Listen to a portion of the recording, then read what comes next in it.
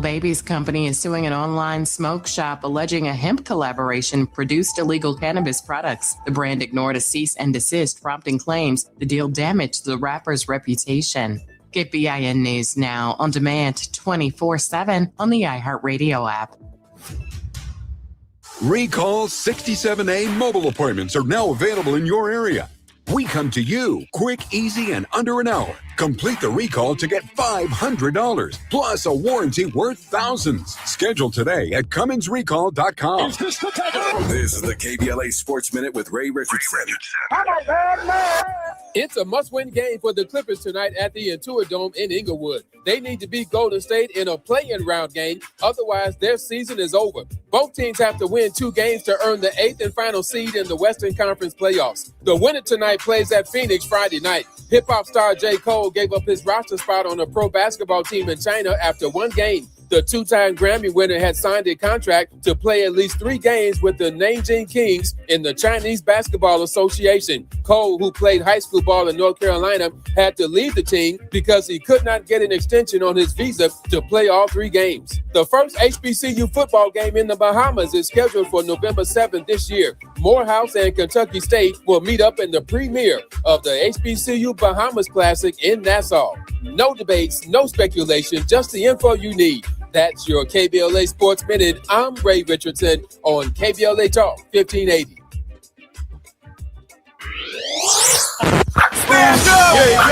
When the story gets twisted, who's going to tell the truth? When they cut the microphones, who's still talking?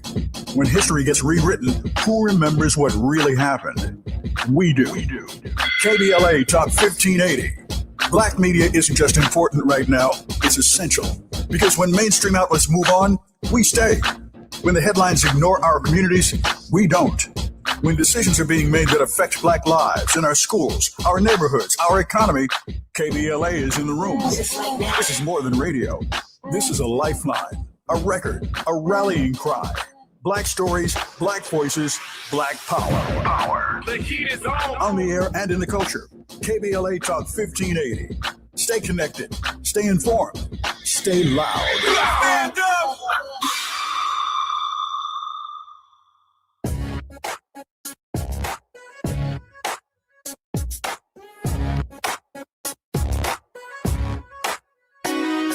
The Jesse Jackson Jr. Show. The Jesse Jackson Jr. Show. The Jesse Jackson Jr. Show. The Jesse Jackson Jr. Show. Come on and talk with me. Come on and listen to me. Come on and talk with me. Come on and listen to me. KBLA Talk 1580. Download the app.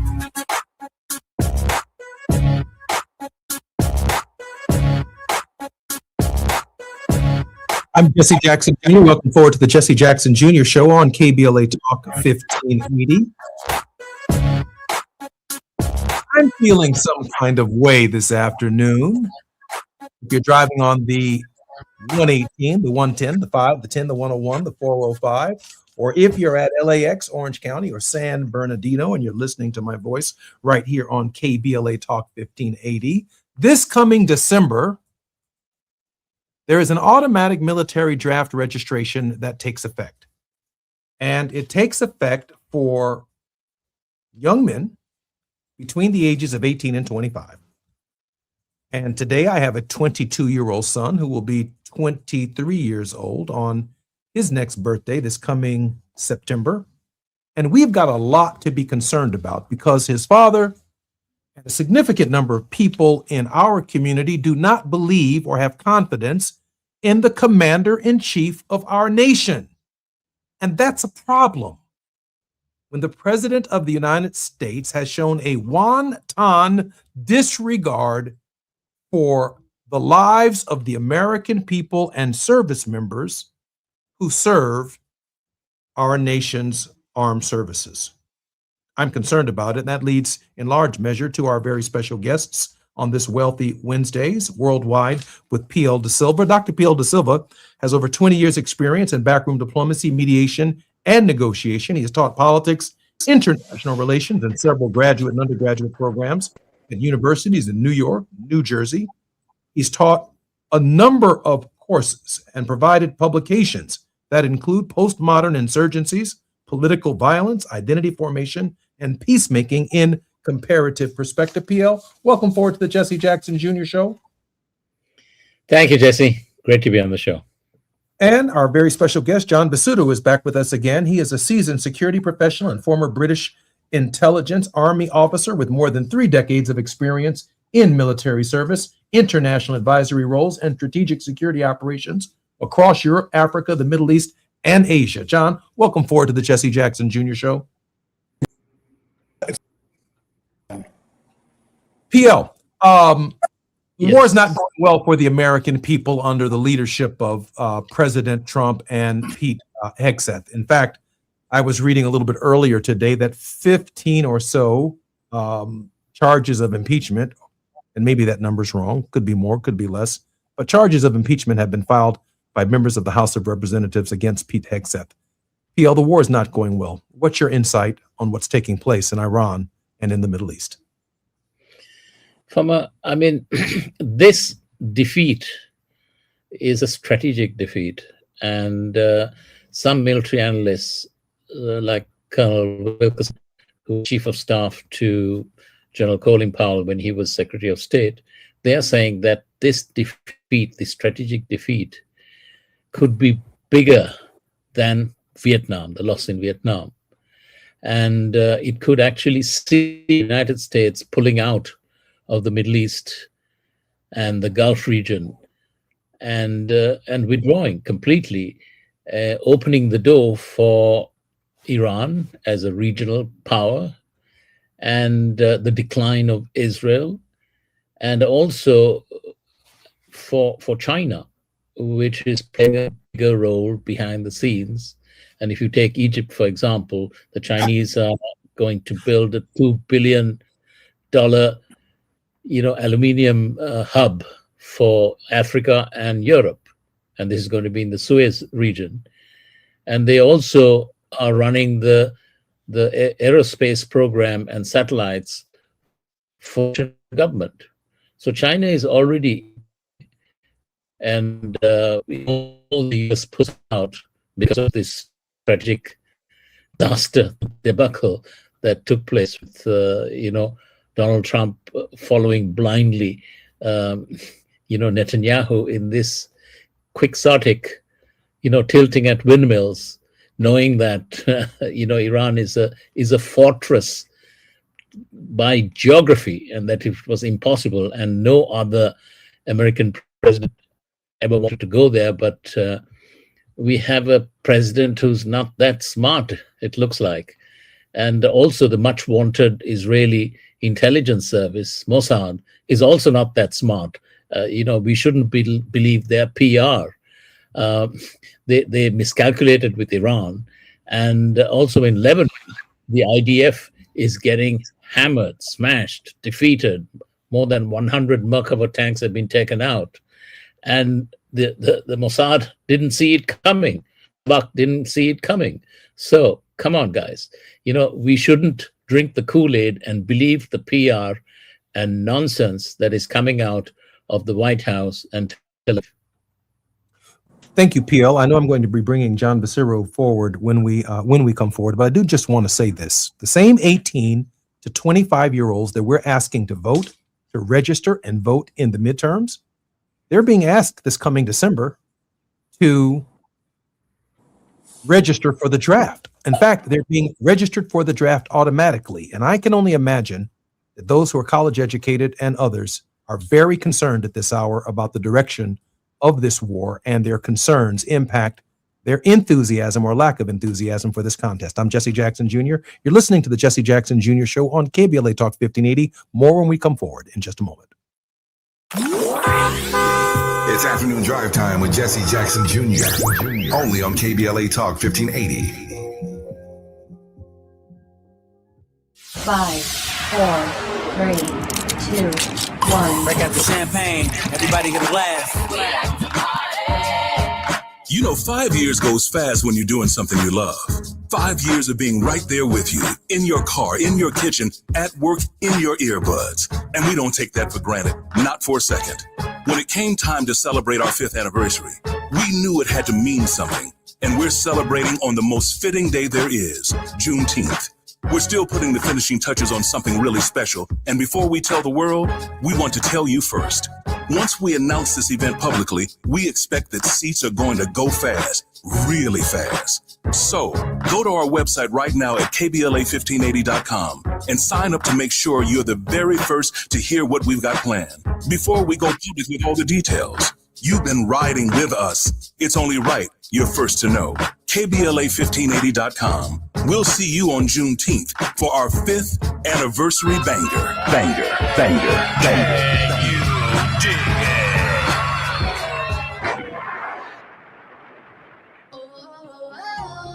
My perfect day has sand, salt, water, and friends. But my moderate to severe plaque psoriasis can take me out of the moment. Now I'm all in with clearer skin thanks to Skyrizi. Risankizumab Riza, a prescription-only 150 milligram injection for adults who are candidates for systemic or phototherapy. With Skyrizi, most people saw 90% clearer skin, and many were even 100% plaque-free at 4 months. Skyrizi is just 4 doses a year after 2 starter doses. Don't use if allergic to Skyrizi. Serious allergic reactions, increased infections, or lower ability to fight them may occur. Before treatment, get checked for infections and tuberculosis. Tell your doctor about any flu-like symptoms or vaccines. Thanks to Skyrizi, there's nothing on my skin, and that means everything. Ask your doctor about Skyrizi, the #1 dermatologist-prescribed biologic in psoriasis. Visit Skyrizi.com or call 1-866-SKYRIZI to learn more. Can we just talk? You've heard me say it before, how we talk to one another matters. Earlier this year, we launched our first cohort, and I'm grateful to those who leaned in early and helped to shape the work. Now I'm inviting you to join me for a new live seminar, The Practice of Dialogue, Becoming a More Effective Communicator. This is a small group experience designed to help you strengthen how you communicate in your work, your relationships, and your everyday life. Space is limited to keep the experience personal and interactive. So if you're ready to take your communication to the next level, now is the time to focus on the skills that make conversations meaningful. The new 4-week cohort begins Monday, May 4th, and there's a nice discount for early bird registrants. Visit TavishTalks.com to learn more and reserve your place today. That's TavishTalks.com, because better conversations don't just happen, we practice them. Now back to more of Jesse Jackson Jr. on KBLA Talk 1580. The Jesse Jackson Jr. Show. The Jesse Jackson Jr. Show. The Jesse Jackson Jr. Show. The Jesse Jackson Jr. Show. King Volley, drop the beat. Come on and talk with me. Come on and listen to me. Come on and talk with me. Come on and listen to me. KBLA Talk 1580. Download the app. I'm Jesse Jackson Jr. Welcome forward to the Jesse Jackson Jr. Show. It's Wealthy Wednesdays on the Jesse Jackson Jr. Show and worldwide with P.L. Da Silva. And our very special guest is a graduate in politics, philosophy, and economics. He trained at the Royal Military Academy, Sandhurst, and the School of Infantry, war minister before being commissioned into the Queen's Regiment. He has served with the 5 Airborne Brigade and the 16 Air Assault Brigade, gaining significant operational experience, particularly in Northern Ireland. John Basuro, I am particularly honored that you are our guest today. It's a pleasure, Jesse, and thank you for having me. John, we need an honest assessment of what's taking place on the ground. We don't know. We obviously don't trust words that emanate from the mouths of our president, our commander-in-chief. The White House is in disarray. There is a chaos that abounds in that particular information. The press conference today left very few Americans satisfied with the kinds of answers that we think they deserve. And many of us who have children in the United States are recognizing that this December, those between 18 and 25 years old will be automatically registered for the draft. Can you share with the American people what they should be concerned about in terms of the state of this conflict in light of decisions that they have to make in the American electoral process in just a few short weeks? Thank you, Jesse. Yeah. I mean, if I could address the issue of the draft, actually, which you just raised, which I think is deeply concerning and also a very good litmus test in terms of how this war is progressing.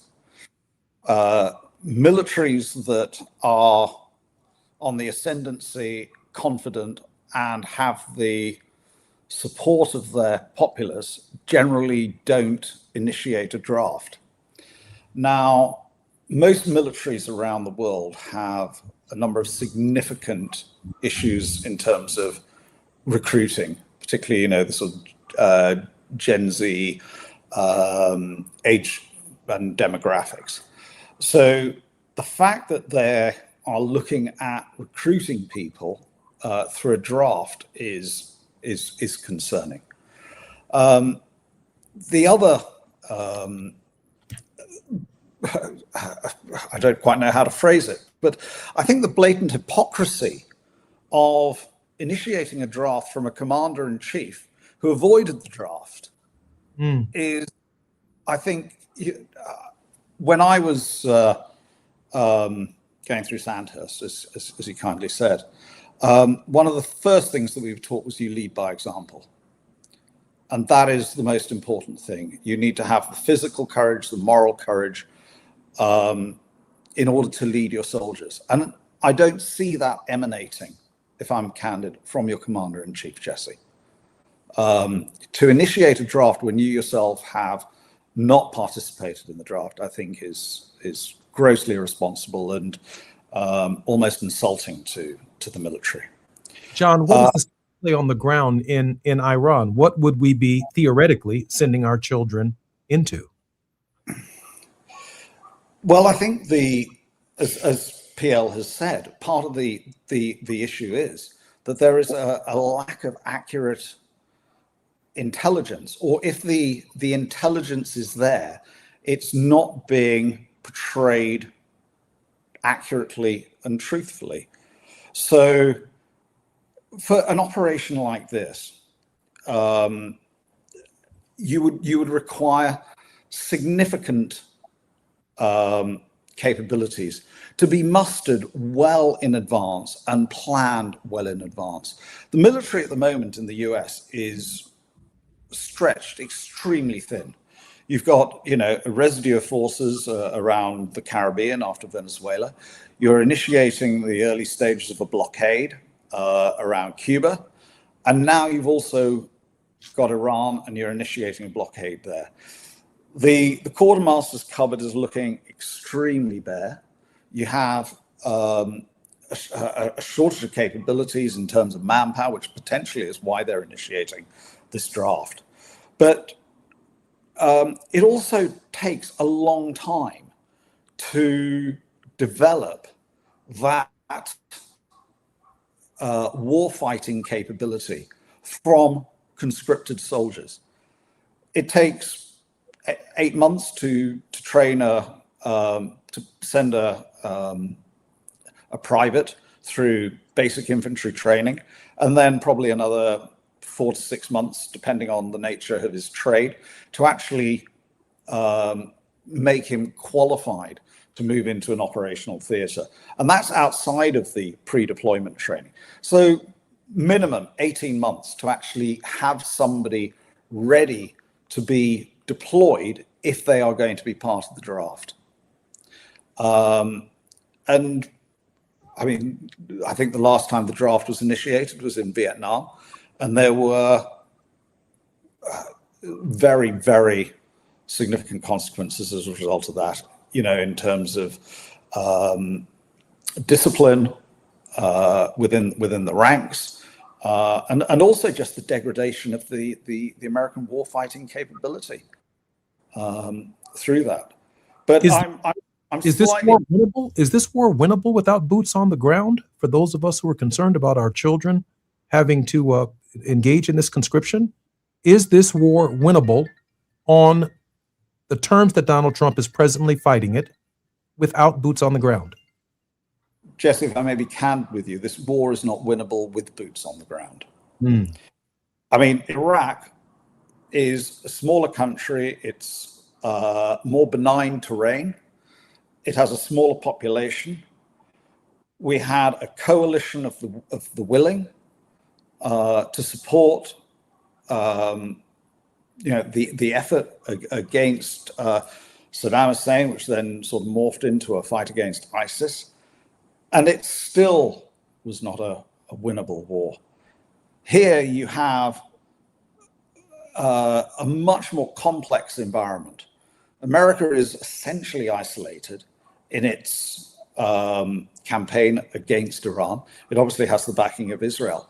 But I mean, if I just may actually just pull back to a quote, which I was listening to when prior to the show. And there was a Chinese representative actually speaking on the show. And I quote, "China does not recognize the legitimacy of the action and will defend its rights." So this is now becoming not just an American-Iranian conflict. This is now drawing in major global powers to the conflict. And they are present already, but major powers are being drawn into this beyond what their expectation was. And I think that is why that they are pushing for a rapid de-escalation of this, because the levels of escalation have been very, very significant over the last week. So they need to see the temperature come down, and essentially what I think the regional powers is to get some adults in the room to try and resolve this before it becomes a different level of force being utilized. PL, the Chinese have defied the U.S. blockade, and unless there's a wink and a nod from the President of the United States to Xi, there's something going on here that is dangerously close to escalation on a scale that we haven't seen before. PL, what do we know about the role that China is playing in this process? The Chinese they plan way ahead, right? They think, they saw this coming a mile away. They're the only country that has the most amounts of crude oil reserves, which should last them probably four months. And they plan for all of this. And the Chinese are seeing the writing on the wall that the United States will have to pull out their bases and withdraw from the Gulf and the Middle East. And the Chinese are never going to put boots on the ground. They're interested in trade and development and construction of their Belt and Road Initiative. And they're just going to pick up and expand where the United States have withdrawn. So wherever the the US is withdrawing, the Chinese move in. I mean, we can see this very clearly where the United States pulled out and provided funding when the US defund the United Nations. So it's something that I don't think that the White House comprehends, that in the greater game, it's not about personalities, it's about institutions. And if you pull out, your competitors will come in and take your spot. Very simple. John, is there anything that we might be missing here in the United States that we should probably better understand about the misinformation of what's actually taking place on the ground in the region? I mean, I think the lack of clarity and information around the really severe economic consequences of this have not really been understood. And I think that's true in the US, it's in Europe. If you look at the stock markets, the stock markets are maybe, 3-5% down on their highs. I think the S&P was about 6-7 today, I think, when I checked. But there is potentially very, very significant economic pain coming down the road. I mean, if you look at Europe, we are desperately short of energy. We are short of gas. We're short of oil. We're literally struggling to put a dime in the gas meter to keep the lights on. We don't have the breadth of supply that is required to maintain heavy industry, and there will be a significant inflationary effect. You're seeing downward growth on this, so we enter that really undesirable area of stagflation, where and that may well carry on for a number of years. So this economic shock, I really don't believe people understand it. To me, it's a mystery that the markets are so buoyant, and we are going to see rising inflation without a doubt. 20% of the world's chemicals, fertilizer, pharmaceuticals generation, and fuel come through the Straits of Hormuz. You're also seeing the same for LNG, of which there are other byproducts that impact semiconductors and acids that are used. So I really don't think people have understood the scale of or the level of impact that there will be on industry, and how that is going to affect everyday consumers in their purchases. Whether it's everyone's talking about the gas price in the US and over here as well, but I don't think people realize the knock-on effects that there will be on the shelves for their everyday purchases. I just want to comment briefly before we come forward, John, on the consequences of this economic turmoil at the top, that it manifests itself in increased racial tensions on the ground in the United States, attacks on diversity, equity, and inclusion, which the president has suggested is the reason there is stagnant growth in the United States. He said that this week, tying inflation not to the war or to the Strait of Hormuz, but to the social, political, and cultural dynamic that exists in the United States to frustrate people and to put people against each other here on the ground in the United States. That's one of the real consequences that we feel when the economy is not working at the top. I'm Jesse Jackson Jr., listening to the Jesse Jackson Jr. Show on KBLA Talk 1580. P.L. De Silva and John Basuro are our very special guest. More when we come forward on KBLA.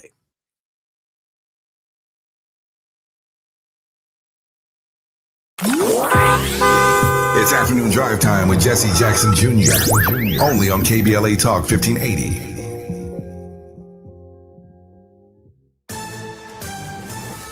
I'm Amber Payton with BIN News Now. The White House says Democratic leaders should have spoken out sooner about what Press Secretary Caroline Leavitt called the despicable behavior of former Congressman Eric Swalwell. I think the accusations and allegations against former Representative Swalwell are despicable and disgusting. Leavitt made the comments Wednesday after Swalwell resigned following sexual assault allegations. Residents and business owners in Chicago's Hyde Park are celebrating after helping stop a planned teen takeover. The effort comes after teens caused thousands of dollars in damage last month, prompting Black Mayor Brandon Johnson to urge parents to know where their children are.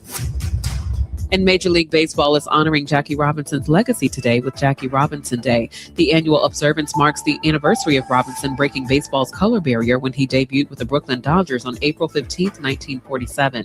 Get BIN News Now on demand 24/7 on the iHeartRadio app. Recall 67A mobile appointments are now available in your area.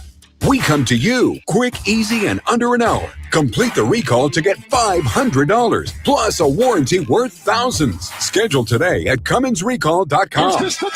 This is the KBLA Sports Minute with Ray Richardson. It's a must-win game for the Clippers tonight at the Intuit Dome in Inglewood. They need to beat Golden State in a play-in round game. Otherwise, their season is over. Both teams have to win 2 games to earn the 8th and final seed in the Western Conference playoffs. The winner tonight plays at Phoenix Friday night. Hip-hop star J. Cole gave up his roster spot on a pro basketball team in China after 1 game. The 2-time Grammy winner had signed a contract to play at least 3 games with the Nanjing Kings in the Chinese Basketball Association. Cole, who played high school ball in North Carolina, had to leave the team because he could not get an extension on his visa to play all 3 games. The first HBCU football game in the Bahamas is scheduled for November 7th this year. Morehouse and Kentucky State will meet up in the premiere of the HBCU Bahamas Classic in Nassau. No debates, no speculation, just the info you need. That's your KBLA Sports Minute. I'm Ray Richardson on KBLA Talk 1580.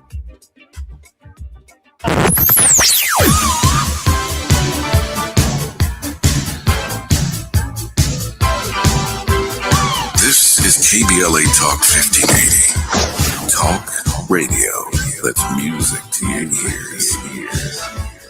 We're unapologetically progressive. KBLA Talk 1580. We've got a lot to talk about. Hi, I'm Zoe Williams, aka the Voice of Reason, encouraging you to join me weekdays from 7 to 9 p.m. for the world's most intriguing relationship radio roundtable. Every night, I facilitate and encourage our loyal listeners to participate in the most engaging relationship discussions you'll hear anywhere. So make it a point to rendezvous with me, Zoe Williams, the Voice of Reason, Monday through Friday, 7 to 9 p.m. Pacific Standard Time. Trust me, your relationships will never be the same. The VOR is on fire tonight. Unapologetically progressive. KBLA Talk 1580. We've got your black.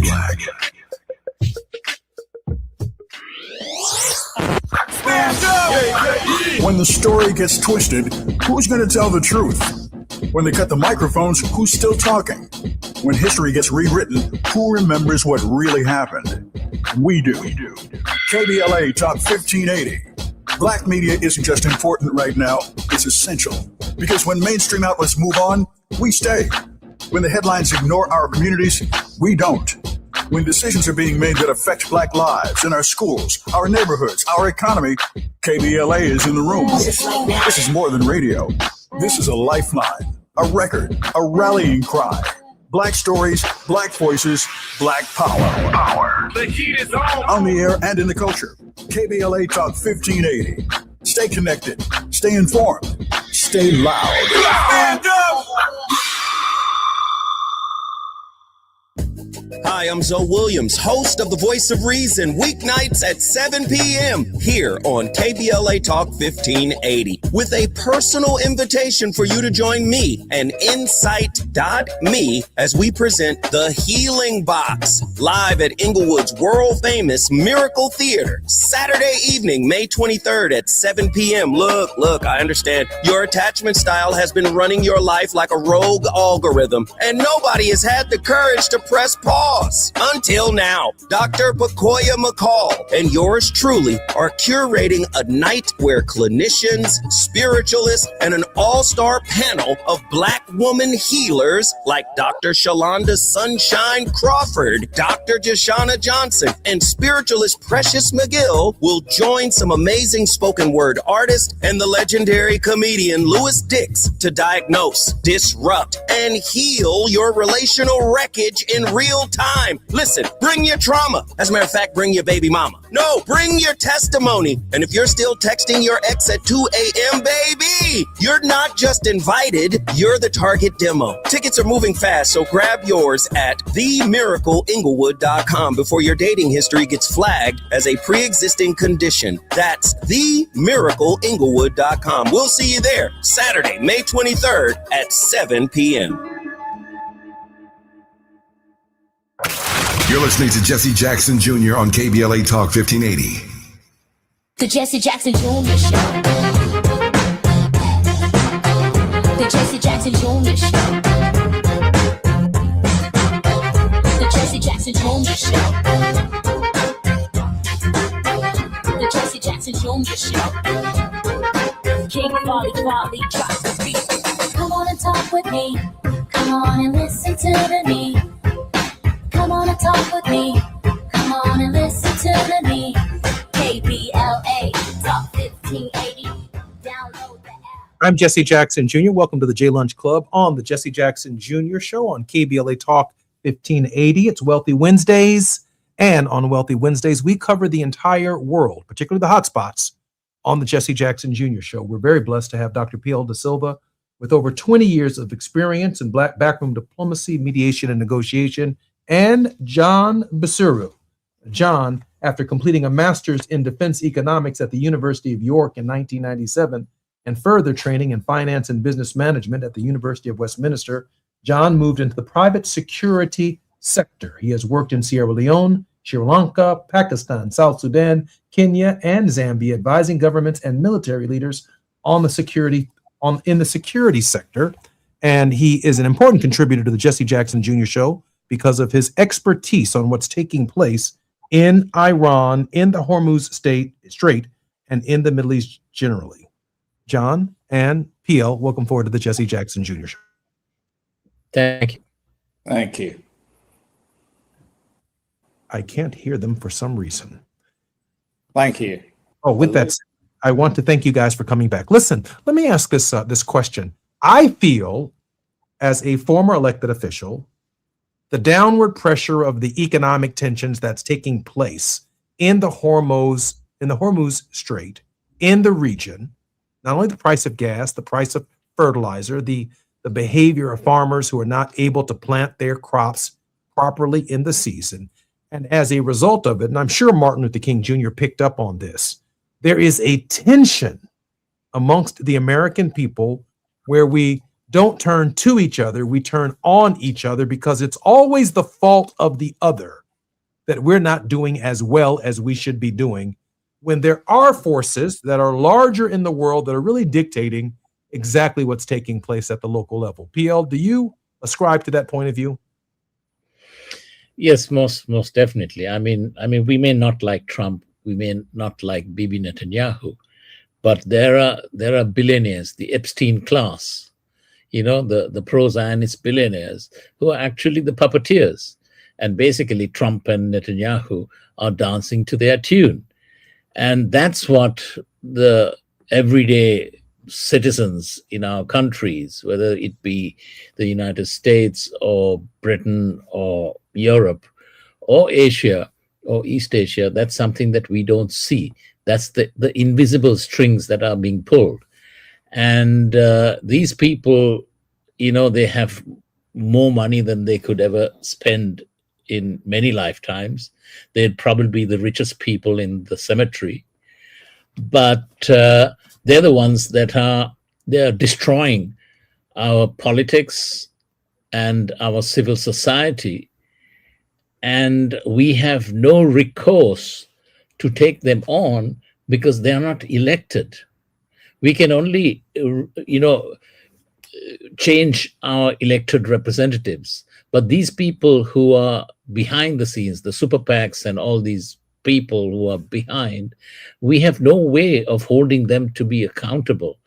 And that is a problem of our system, that we have allowed money to infiltrate, and I'm talking about big money, to corrupt everything that it touches. And the good book says money is the root of all evil. And the greed of these people is unfathomable. I mean, how much money could you really want to have?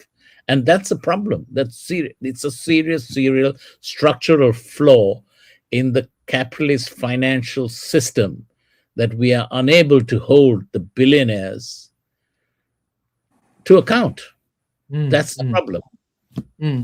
John, the defeat of Viktor Orban, what does that signal in light of all that is taking place in the Middle East and around the world? That actually was, I was going to lead on with that after Pierre was saying, and how it is important that we hold our elected representatives accountable, because I think the defeat of Viktor Orban in Hungary was a far more seismic event than most people will give it credit for. I think we are seeing now the beginning of the end of the right-wing movements across Europe, and I think certainly in the US as well. There's obviously been a significant backlash in the US over the last couple of days against the president for various reasons. But in Hungary particularly, where there has been this nationalism, and again, a level of corruption, as you've seen in the US, that the country never experienced before. There are scandals in the UK with Nigel Farage, our sort of, right-wing nationalist party leader, around crypto and all the rest of it. So I think people are starting to become wise that, yes, it's easy to blame the other person. The problems are immigration or, other echo chambers that you can enter into in society to amplify your grievances. But I think that, and this is a ray of hope, Jesse, that I think the right-wing nationalist movements focused on blood and soil, as it was in 1940s Germany, are now coming to an end. They are being seen for what they are. Pierre, why should I take the ceasefire or the negotiations between the Iranians and the delegation that was sent by the United States to Pakistan? Why should I take that seriously when it's led by J.D. Vance, Kushner, and the other gentleman whose name escapes me at this hour? Why should I take that seriously?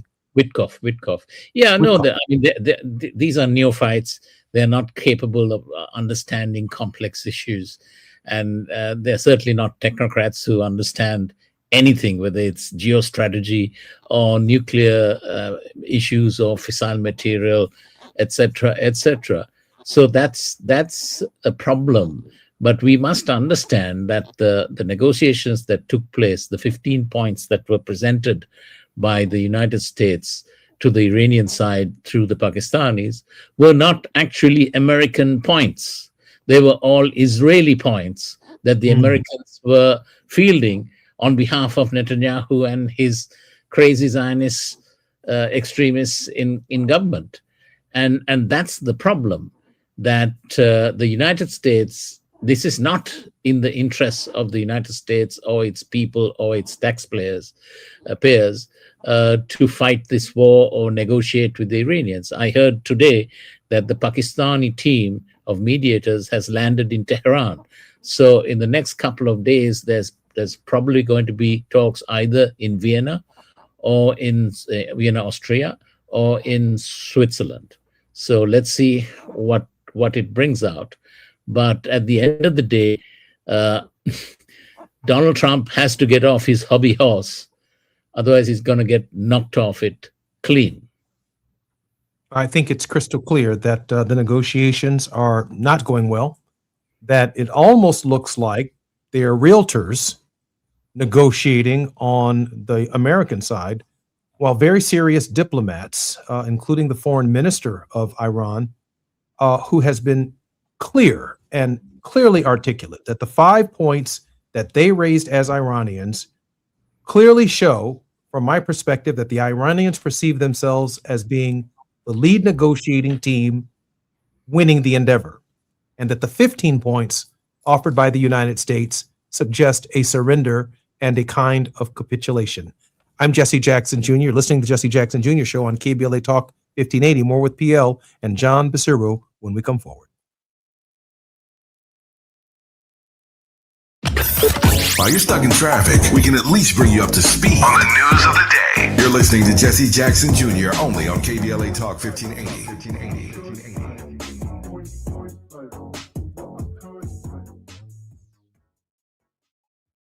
Hey, LA.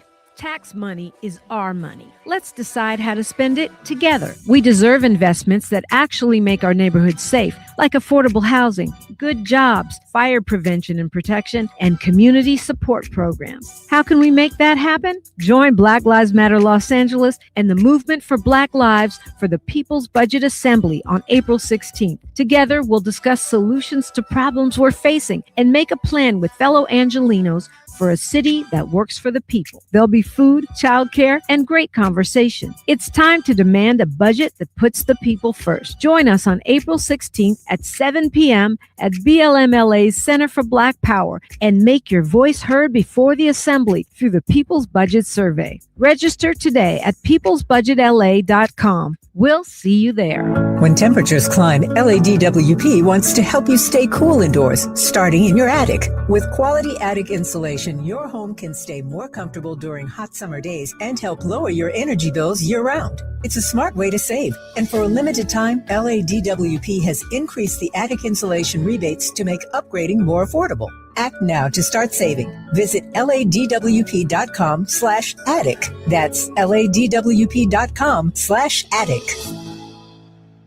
From station to stage, LA Metro connects you to the artistic heart of Los Angeles. Celebrate this National Arts Month with Metro, exploring galleries, theaters, and cultural spaces across the city. Art isn't just where you end up, it's how you get there. KBLA Talk 1580. We've got a lot to talk about.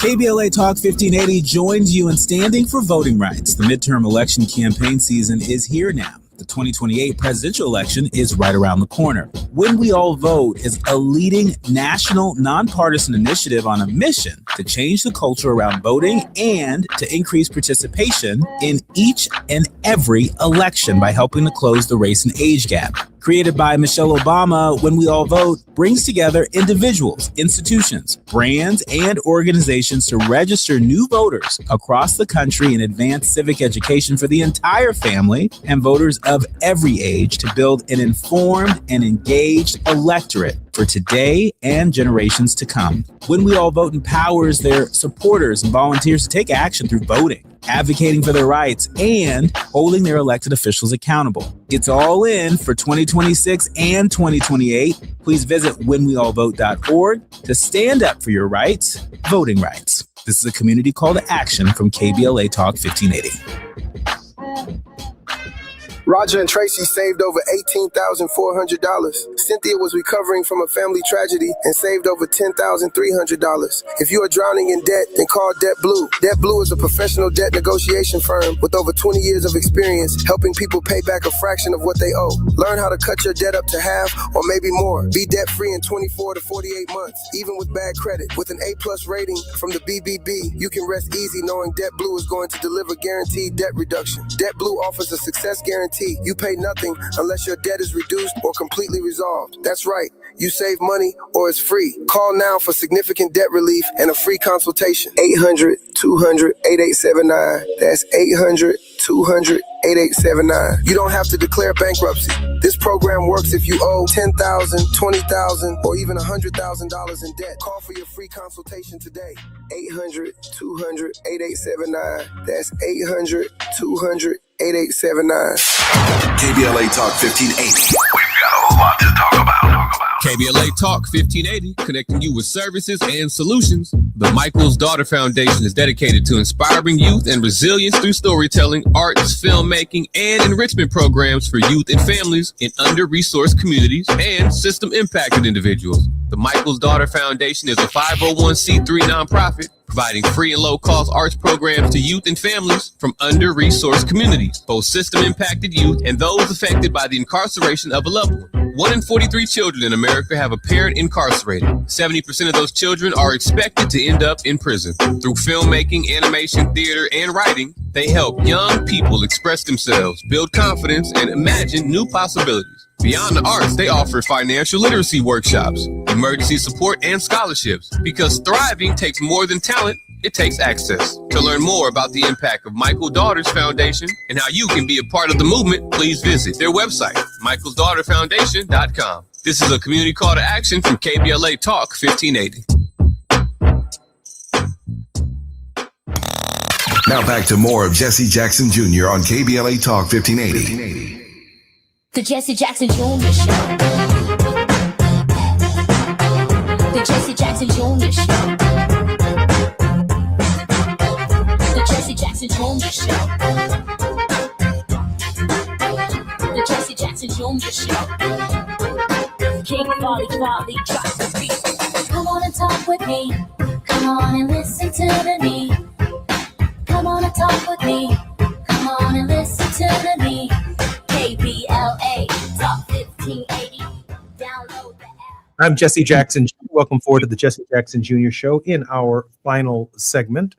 If you are on the 405, the 101, the 10, the 5, the 110, the 118, this coming December, there will be automatic conscription for eligible 18 to 25-year-old Americans to join the armed services.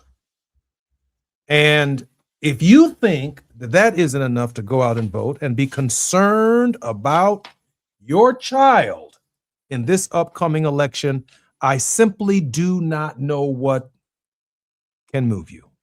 I have one son. I have one daughter.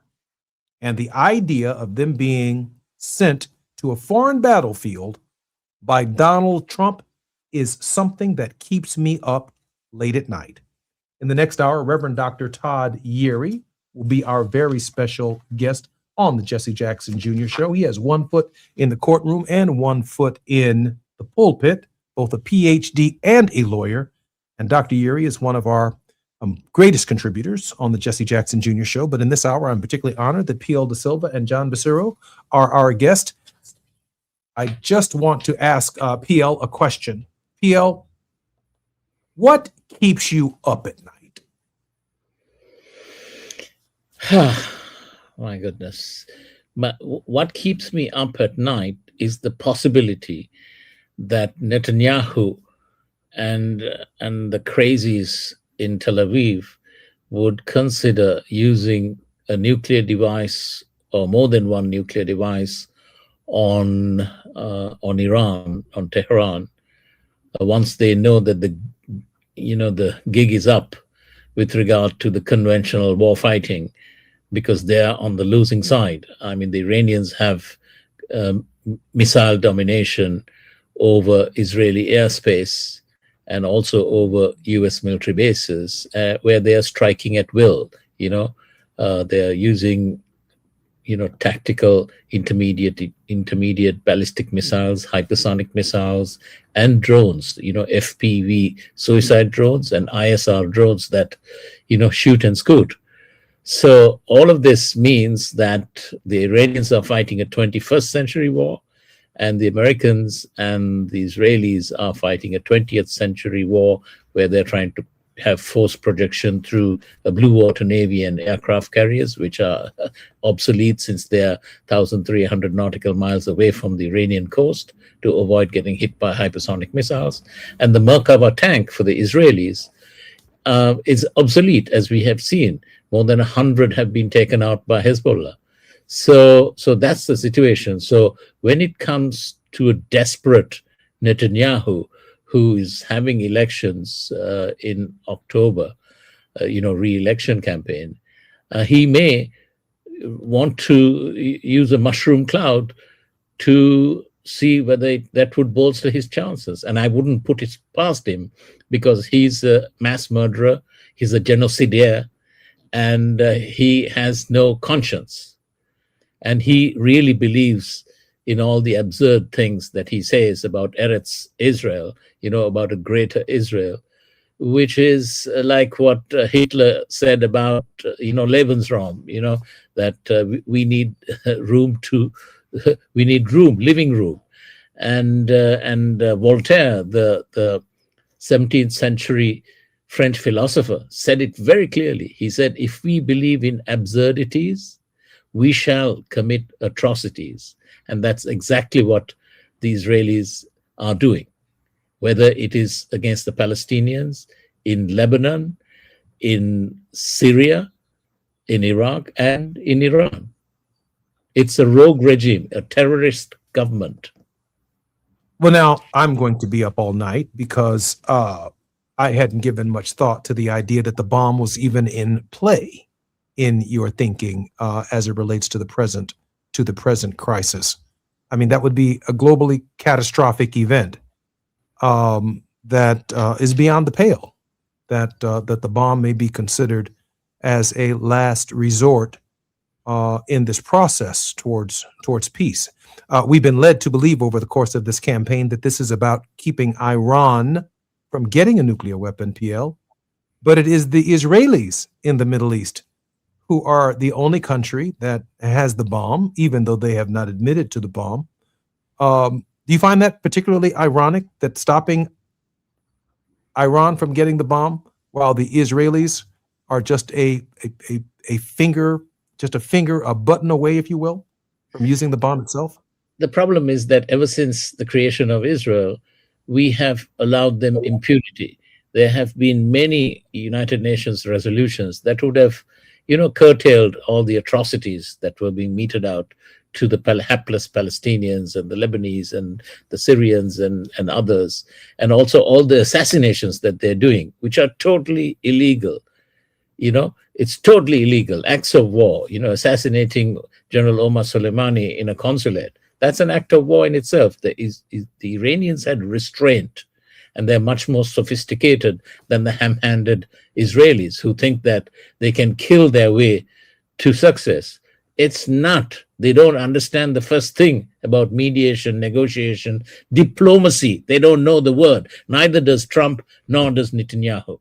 And these are the problems that we have in this world, because, we have two crazy people who are being run by, pro-Zionist billionaires who are going to ruin this world for us.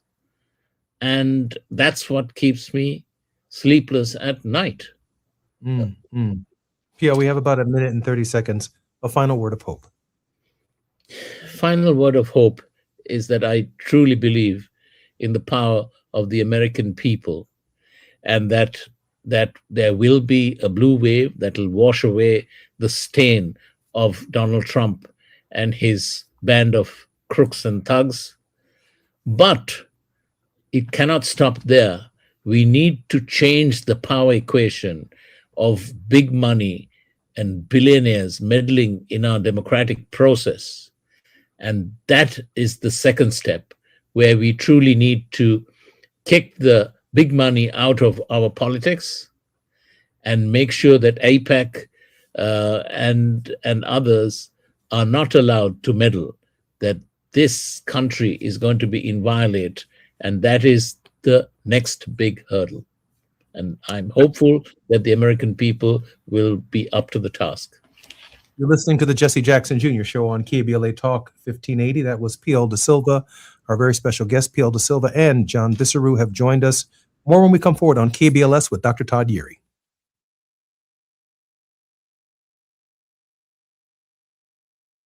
KBLA 1580 Santa Monica. I'm Amber Payton with BIN News Now.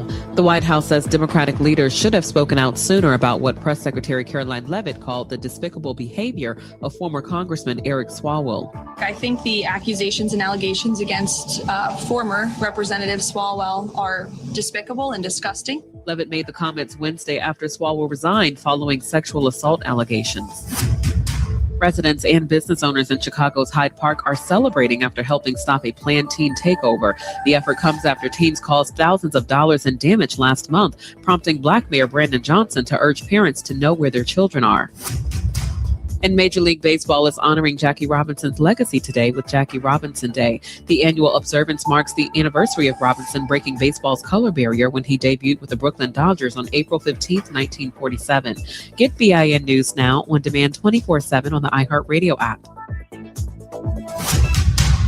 Recall 67A mobile appointments are now available in your area. We come to you quick, easy, and under an hour. Complete the recall to get $500 plus a warranty worth thousands. Schedule today at CumminsRecall.com. This is the KBLA Sports Minute with Ray Richardson.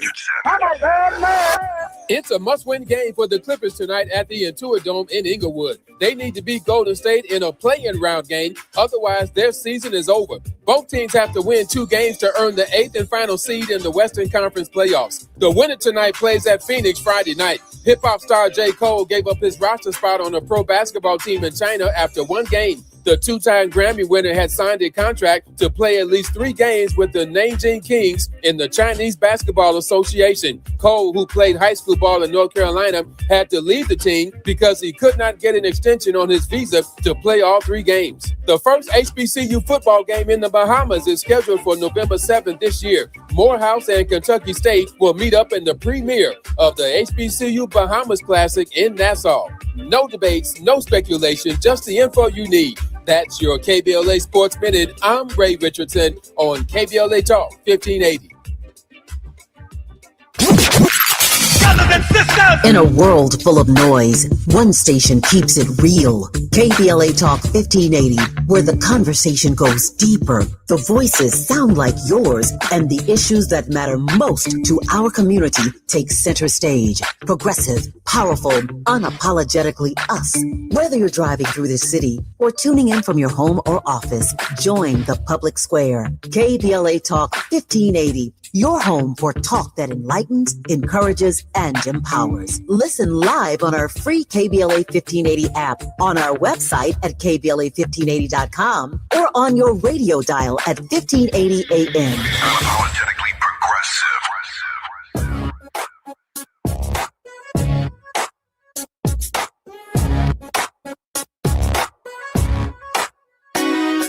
The Jesse Jackson Jr. Show. Oh, oh, oh, oh, the Jesse Jackson Jr. Show. Oh, oh, oh, the Jesse Jackson Jr. Show. Oh, oh, oh, the Jesse Jackson Jr. Show. Oh, oh, come on and talk with me. Come on and listen to me. Come on and talk with me. Come on and listen to me. KBLA Talk 1580, download the app.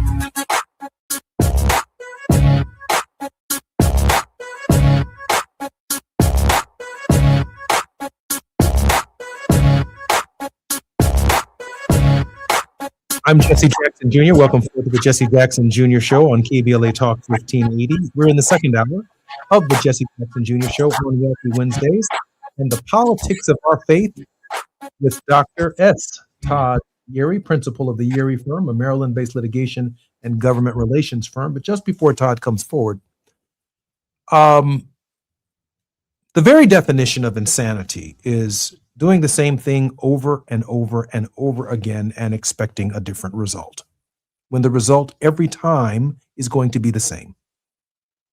Sometimes it takes months and even years to negotiate peace, to negotiate terms, to negotiate ceasefires, to negotiate trade routes, and to arrive at reasonable understanding between differing parties.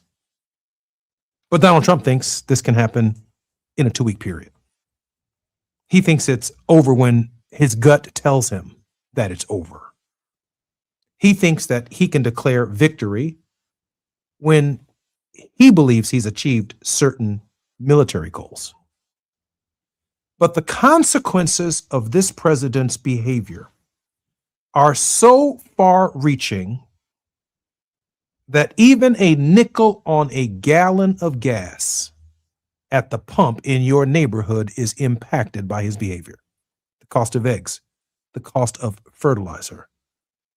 You have more month left over than you do paycheck. And that is impacted by the erratic behavior that this president has exhibited in this conflict. The shock to global markets, from the Nikkei to the New York Stock Exchange, to the Commodities Exchange, to the Futures Exchange, to markets all over the world, are impacted by the erratic behavior of the President of the United States. One of the things that I want to focus on in this hour, because Dr. King talked about it in Beyond Vietnam, was that there is a relationship between the economy and how we are treated domestically. How racial tensions rise in the workplace when white folk feel uncomfortable or that they're not making progress because they're working next to black folk, and black folk feel some kind of way when they're working next to white folk, because we all find ourselves in an environment when the economy is not doing well for everybody. We look for scapegoats. And the tension is felt from one end of this country to the other. And it is palpable. It is at the foundation of whether or not we feel comfortable in relating to each other. I don't know anyone who understands these issues better than Dr. S. Todd Yeary. Dr. Yeary, welcome forward to the Jesse Jackson Jr. Show on KBLA Talk 1580 and the Politics of Our Faith with Todd Yeary. Well, good to be with you as always, and I see you do the lead in, you do the setting up now before you bring me on camera, so that I just walk right into it. So we just take it as you serving it today. I see that's what we've got. Listen, a couple of things. One, the psychology of this president is such that he likes being erratic. Because I think in some sense, he likes the notion that he can manipulate markets and affect then the wealth of some of those that he feels like have disparaged him over the years. And as we've seen recently, he's not really all that concerned about what's happening with regular everyday people, because he says, look, if gas is going to be $4 or $5 a gallon, for a little while, then, we're okay with it. Because we got to keep Iran from getting a nuclear weapon. Well, you had a framework in place before, as you were coming in the first term, and you decided you wanted to unravel that whole accountability project anyway. So this notion about where we are in this 250th year of this experiment called America is we have the most reckless and erratic president doing whatever he feels like in the moment, based on what he might read in a tweet or a post somewhere. And then he uses his playground, if you will, which is Truth Social, to see how he can disrupt everybody else's life in the meantime. Dr. Yeary, give me just a moment. Let me take us out at the mark here. And I want you to come back into the program. Just share with you that I agree with what you're saying.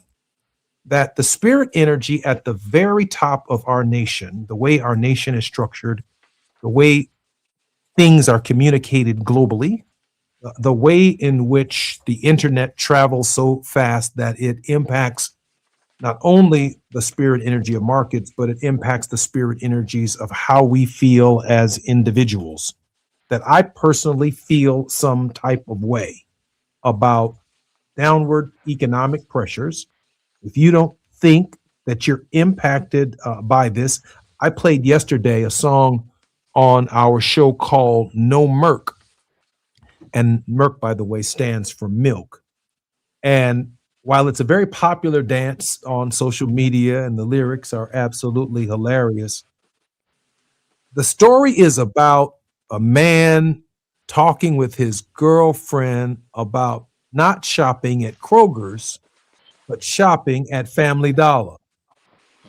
And he wanted to save money.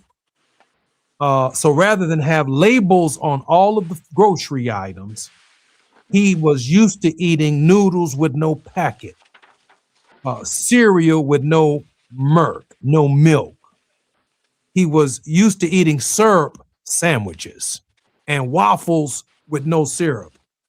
And he had even bought Salisbury steaks that needed to be seasoned, but his girlfriend was complaining that she didn't want to feed that food to none of her children because it didn't have labels on it.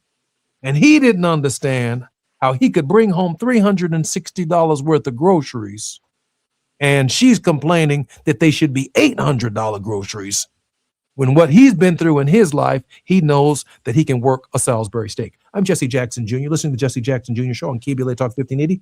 More when we come forward in just a moment with Todd Urey. It's afternoon drive time with Jesse Jackson Jr. Only on KBLA Talk 1580.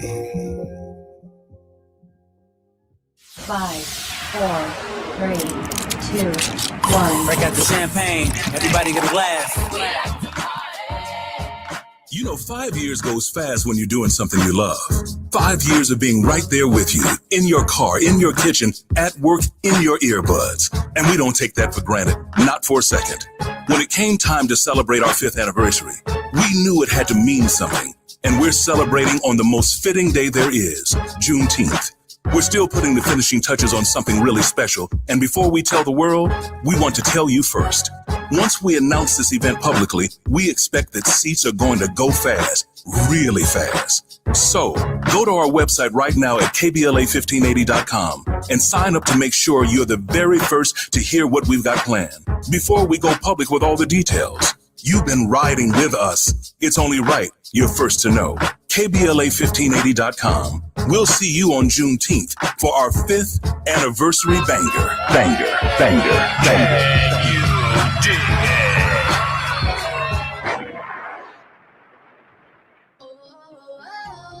My perfect day has sand, salt, water, and friends. But my moderate to severe plaque psoriasis can take me out of the moment. Now I'm all in with clearer skin thanks to Skyrizi. Risankizumab Riza, a prescription-only 150 milligram injection for adults who are candidates for systemic or phototherapy. With Skyrizi, most people saw 90% clearer skin, and many were even 100% plaque-free at 4 months. Skyrizi is just 4 doses a year after 2 starter doses. Don't use if allergic to Skyrizi. Serious allergic reactions, increased infections, or lower ability to fight them may occur. Before treatment, get checked for infections and tuberculosis. Tell your doctor about any flu-like symptoms or vaccines. Thanks to Skyrizi, there's nothing on my skin, and that means everything. Ask your doctor about Skyrizi, the #1 dermatologist-prescribed biologic in psoriasis. Visit Skyrizi.com or call 1-866-SKYRIZI to learn more. Can we just talk?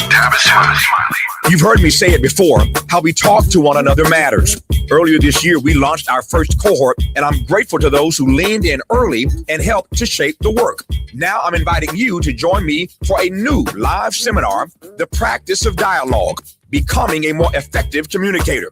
This is a small group experience designed to help you strengthen how you communicate in your work, your relationships, and your everyday life. Space is limited to keep the experience personal and interactive. So if you're ready to take your communication to the next level, now is the time to focus on the skills that make conversations meaningful. The new 4-week cohort begins Monday, May 4th, and there's a nice discount for early bird registrants. Visit TavishTalks.com to learn more and reserve your place today. That's TavishTalks.com, because better conversations don't just happen, we practice them. Now back to more of Jesse Jackson Jr. on KBLA Talk 1580. The Jesse Jackson Jr. Show. The Jesse Jackson Jr. Show. The Jesse Jackson Jr. Show. The Jesse Jackson Jr. Show. King Volley, drop the beat. Come on and talk with me.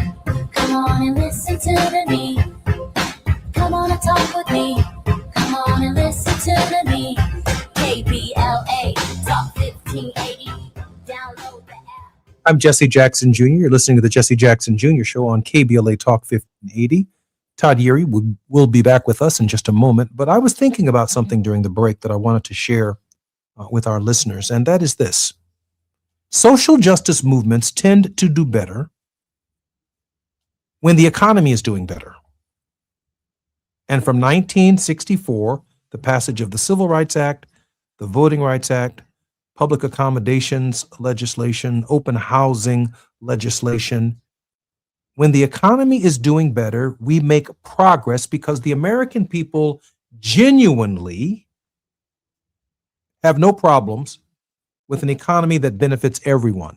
That is, where all boats, including some boats that have been stuck at the bottom historically, rise with the rising tide. When the economy is constrained, tariffs, high prices, low wages, when the economy is constrained, it is more difficult to turn to each other and easier to turn on each other and blame the other for why your life isn't making progress, or why you're not making forward progress, or why you're not doing better than your parents did in the exact same space. Now, this is not a theory. This is verifiable. And so those who have their fingers on the control rods of the American economy, including but not limited to artificial intelligence, crypto, the billionaire class that we spoke about in the last segment of the show, there is this concern that as they make more money and the economy itself becomes more and more efficient, that there is a displacement factor for those of us who are not in that class. And the consequences of that, from our interactions in schools, police departments, stops and frisks, the consequences of that are so extraordinary that it literally tears at the fabric of the United States. And that's why paying attention to these economic indicators are also one of the best indicators as to whether or not the nation is even in the mood for social progress. Dr. Todd Yeary is back with us on the Jesse Jackson Jr. Show and the politics of our faith. Dr. Yeary, welcome forward. You are navigating deep waters today.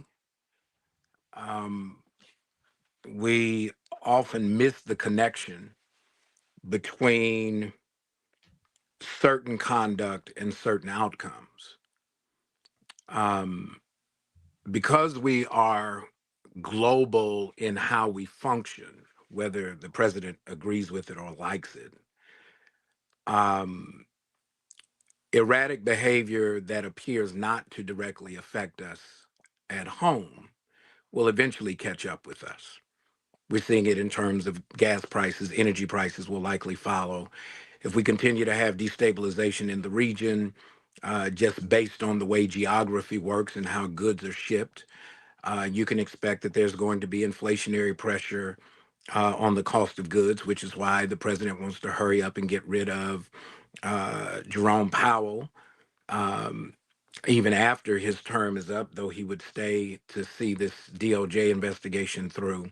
It's because he thinks that he can manipulate the economy to his whim, to give the impression that the behavior that he exhibits doesn't really hurt the masses.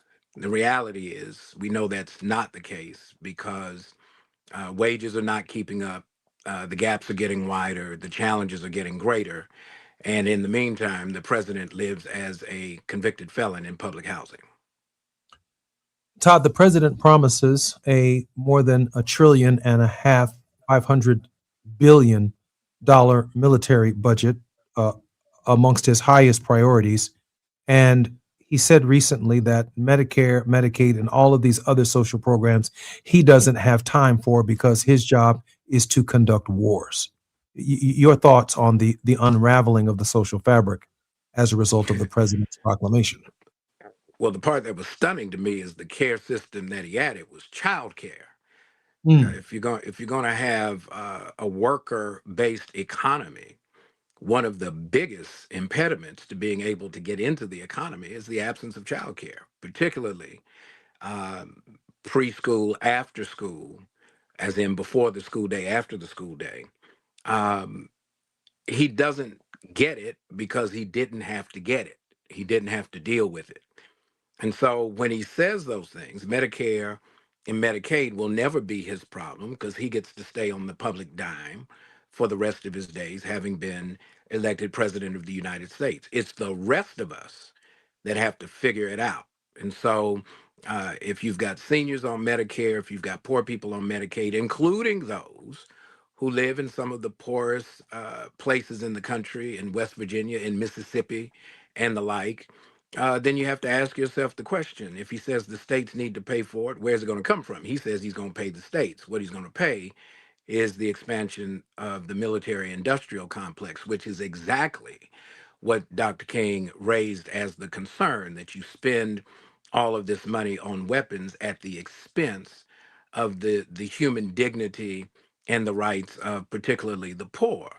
And so we have to think about what does it mean when we say elections have consequences. We often throw that out, but we don't really make the connection, right? The Affordable Care Act has been undermined. People can't go to the doctor. They're cutting back on vaccines. We're seeing the resurgence of illnesses that we've not seen in well over a generation.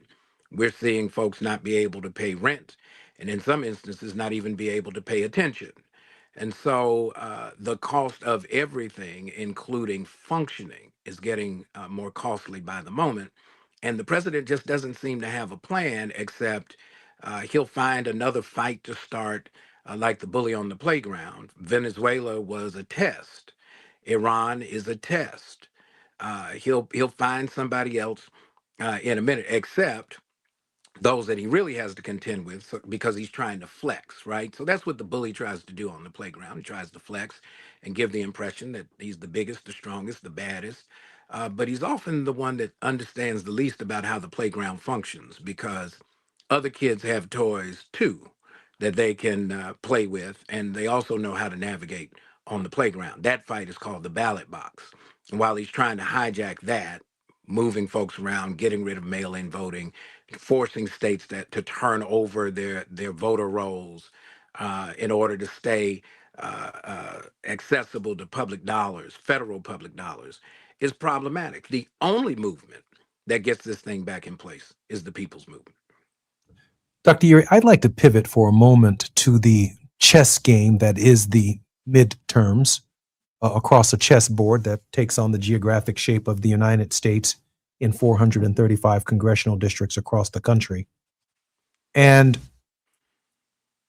these ethics challenges that members of Congress are confronting, I've posited the thesis earlier this week in the show that there are two standards. There is the criminal standard of due process, but for members of Congress in these difficult positions in the House, there is also the perception standard. That is the political standard that suggests you become a liability to your political party.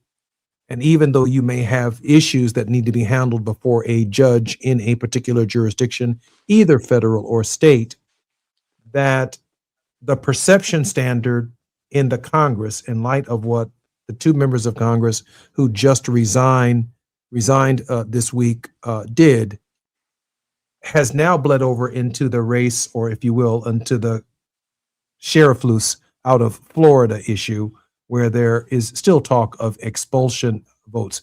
Can you help our listeners understand the difference between the perception of wrongdoing and the criminal standard of due process? Two different standards. Two different standards. How they are applied actually is tied to perception, quite honestly.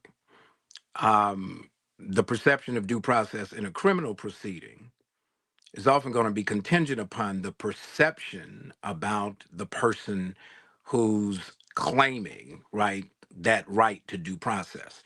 And those outcomes will very often look very different. You can have two people. We saw it in sentencing disparity, right? Same crime, but not the same time. We saw the disparities when you had powder cocaine versus crack. If you got jammed up on crack, your sentence was much longer than powder. The perception was the distinction, not the chemical makeup of the thing, so to speak. And so we see this time and time again. Perception, the political perception, is kind of tied to timing, right? You're in the throes of the midterm now. You don't have time. Neither side. Anything that comes up at this point, they just throwing them overboard. You throw over one Democrat, you throw over one Republican, because you don't want to get sidetracked into a further discussion about perceived wrongdoing at a time when the Epstein files is still front and center in many ways. And so we have these big distractions to change the narrative and the conversation to take us off task. But in the criminal legal system, and I call it that for a reason, right? We see injustices every day, the perceptions about who comes before courts across the country and how the rules are applied, how the rulings are actually passed. And we hear that, and that's not just my take on it. You're hearing it from some of the justices on the Supreme Court when they are writing their dissents about how the law is being reshaped contrarily to the way we have kind of evolved as a country. So at 250 years in, our biggest threat is regression, going back to a place where now the whole body of what we would call civil rights law that informs everything from civil cases to criminal proceedings is likely to be undermined because though it was based on the treatment of formerly enslaved African descended persons,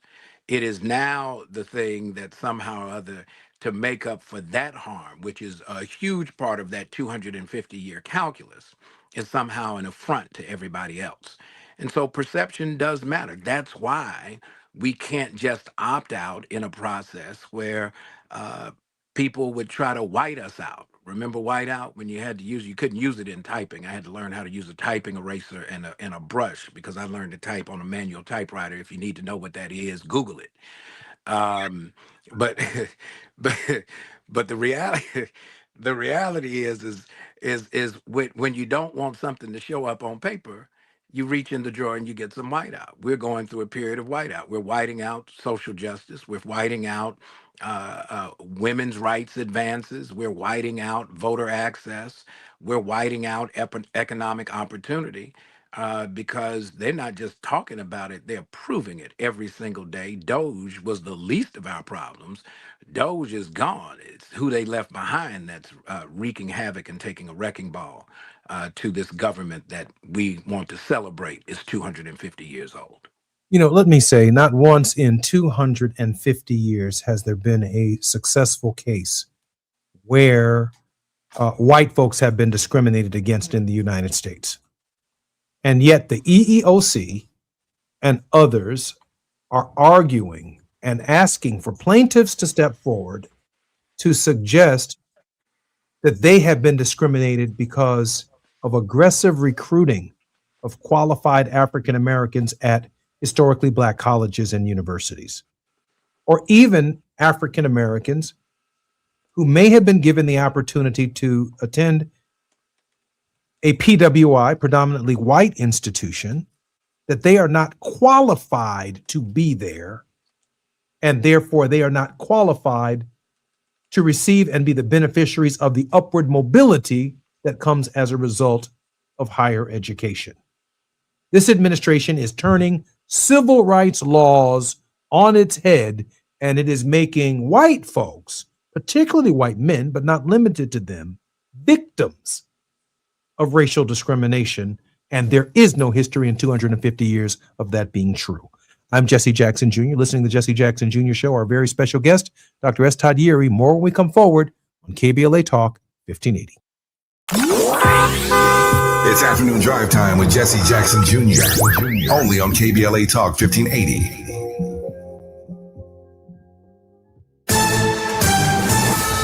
I'm Amber Payton with BIN News Now. The White House says there has been no formal extension of the Iran ceasefire. Press Secretary Caroline Leavitt pushed back on those reports Wednesday while saying negotiations with Iran are still ongoing. We remain very much engaged in these negotiations, in these talks. She also said there is no official announcement yet on any new face-to-face talks. A Northwest Georgia lawmaker is apologizing for a blackface costume he wore before taking office. State Representative Casey Carpenter posted the photo himself this week, showing him dressed as rapper Kanye West. The Republican called it a poor decision, but said he hopes people can get to a place where things are not taken so seriously. And Maryland's Black Governor Wes Moore marked World Quantum Day with a groundbreaking for the new Applied Research Laboratory for Intelligence and Security Headquarters. The $65 million project will be built in the University of Maryland Discovery District. Get BIN News Now on demand 24/7 on the iHeartRadio app. Recall 67A mobile appointments are now available in your area. We come to you quick, easy, and under an hour. Complete the recall to get $500 plus a warranty worth thousands. Schedule today at CummonsRecall.com. This is the KBLA Sports Minute with Ray Richardson. It's a must-win game for the Clippers tonight at the Intuit Dome in Inglewood. They need to beat Golden State in a play-in round game. Otherwise, their season is over. Both teams have to win 2 games to earn the 8th and final seed in the Western Conference playoffs. The winner tonight plays at Phoenix Friday night. Hip-hop star J. Cole gave up his roster spot on a pro basketball team in China after 1 game. The 2-time Grammy winner had signed a contract to play at least 3 games with the Nanjing Kings in the Chinese Basketball Association. Cole, who played high school ball in North Carolina, had to leave the team because he could not get an extension on his visa to play all 3 games. The first HBCU football game in the Bahamas is scheduled for November 7th this year. Morehouse and Kentucky State will meet up in the premiere of the HBCU Bahamas Classic in Nassau. No debates, no speculation, just the info you need. That's your KBLA Sports Minute. I'm Ray Richardson on KBLA Talk 1580.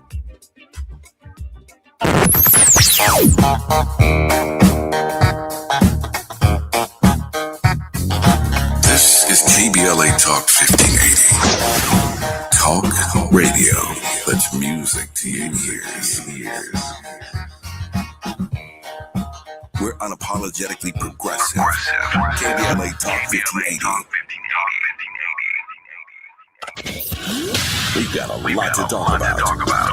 I'm Reverend Gerald, the life coach. Is someone you love struggling with addiction and mental illness? Is improving your family's health important? Want to leave a legacy that your family can grow? Are you ready to enhance your perception of life experiences? Then wake up weekends at 7 a.m. with Urban Family Focus and get the wisdom, opportunity, resources, and motivation to live your best life. Join the conversation on Urban Family Focus Saturday and Sunday at 7 a.m. Unapologetically progressive. KBLA Talk 1580. We've got your black. Hi, I'm Zoe Williams, host of The Voice of Reason, weeknights at 7 p.m. here on KBLA Talk 1580, with a personal invitation for you to join me and Insight.me as we present The Healing Box, live at Inglewood's world-famous Miracle Theater, Saturday evening, May 23rd at 7 p.m. Look, I understand your attachment style has been running your life like a rogue algorithm, and nobody has had the courage to press pause. Until now, Dr. Pakoya McCall and yours truly are curating a night where clinicians, spiritualists, and an all-star panel of Black woman healers like Dr. Shalonda Sunshine Crawford, Dr. Jashana Johnson, and spiritualist Precious McGill will join some amazing spoken word artists and the legendary comedian Louis Dix to diagnose, disrupt, and heal your relational wreckage in real time. Listen, bring your trauma. As a matter of fact, bring your baby mama. No, bring your testimony. And if you're still texting your ex at 2 a.m., baby, you're not just invited, you're the target demo. Tickets are moving fast, so grab yours at themiracleinglewood.com before your dating history gets flagged as a pre-existing condition. That's themiracleinglewood.com. We'll see you there Saturday, May 23rd at 7 p.m. Roger and Tracy saved over $18,400. Cynthia was recovering from a family tragedy and saved over $10,300. If you are drowning in debt, then call Debt Blue. Debt Blue is a professional debt negotiation firm with over 20 years of experience helping people pay back a fraction of what they owe. Learn how to cut your debt up to half or maybe more. Be debt-free in 24 to 48 months, even with bad credit. With an A+ rating from the BBB, you can rest easy knowing Debt Blue is going to deliver guaranteed debt reduction. Debt Blue offers a success guarantee. You pay nothing unless your debt is reduced or completely resolved. That's right. You save money or it's free. Call now for significant debt relief and a free consultation. 800-200-8879. That's 800-200-8879. You don't have to declare bankruptcy. This program works if you owe $10,000, $20,000, or even $100,000 in debt. Call for your free consultation today. 800-200-8879. That's 800-200-8879. You're listening to Jesse Jackson Jr. on KBLA Talk 1580. The Jesse Jackson Jr. Show.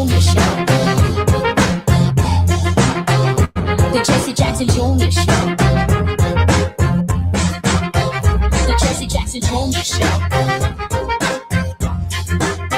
The Jesse Jackson Jr. Show. King Volley drops the beat. Come on and talk with me. Come on and listen to me. Come on and talk with me. Come on and listen to me. KBLA Talk 1580. Download the app. Welcome forward to the Jesse Jackson Jr. Show on Wealthy Wednesdays, where Dr. Yeri is our very special regular contributor, The Politics of Our Faith, with Dr. S. Todd Yeri. Dr. Yeri's social justice work was having served on the national board of the National Action Network from 2015 to 2021, past political action chair for the Maryland State Conference of the NAACP as co-founding principal of Community Churches for Community Development, and as founding principal of Strategic Advocacy and Legislative Think Tank, a faith-based public policy collaborative that works on regional national empowerment strategies impacting disaffected communities. Dr. Yeri, welcome forward to the Jesse Jackson Jr. Show. Always good to be with you. I learned to swim better in deep water hanging out with you. Man, I appreciate you so much. The water that you call deep, I consider shallow. I'm just learning as I go, and you help. You're a teacher of teachers, and I'm grateful for our friendship and grateful for your leadership and grateful for that which you contribute to our dialogue and engagement for a better world and a better nation and a better world.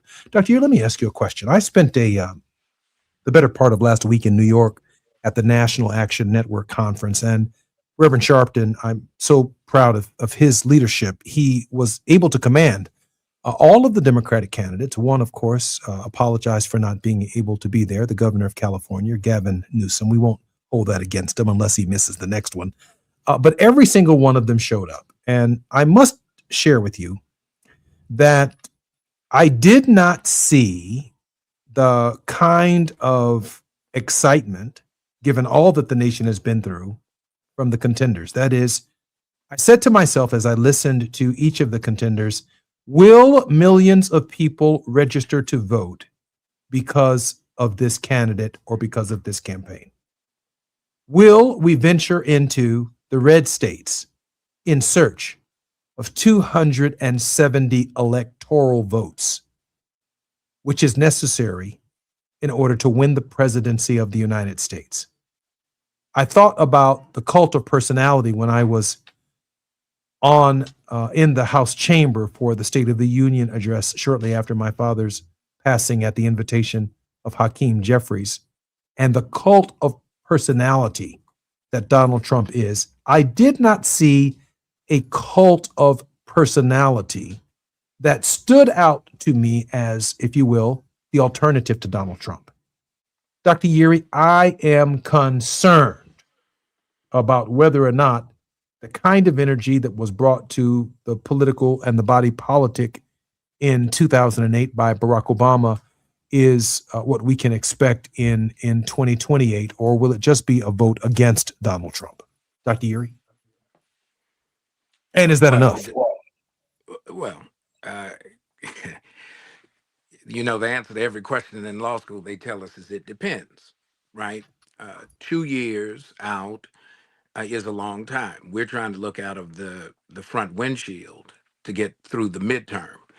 And you set it up properly, right? 435 members of the House, 1/3 of the Senate up for election this year. Some, most of them, all 435, give or take those who've stepped out, and you may have some vacancies. I don't think there'll be any special elections with the resignations the other day.